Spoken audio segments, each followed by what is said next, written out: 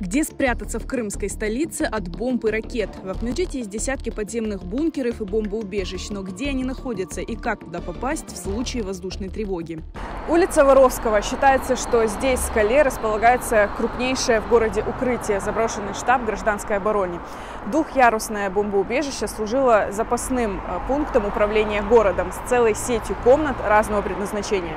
Несколько лет назад диггеры, люди, исследующие подземелья, спускались сюда. Здесь можно было увидеть даже наборы с противогазами и старые карты города. Сейчас вход в бункер законсервирован. Крупное бомбоубежище якобы расположено под зданием крымского парламента, но попасть туда невозможно.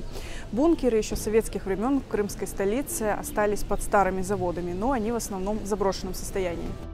В конце лета власти Акьяра решили проверить готовность бомбоубежищ и даже разместить в городе указатели к ним. Это объяснили объявленным в городе желтым уровнем террористической опасности. Провести инвентаризацию бомбоубежищ планировали и в Ахмеджите еще несколько лет назад. Но были ли проведены эти работы, неизвестно.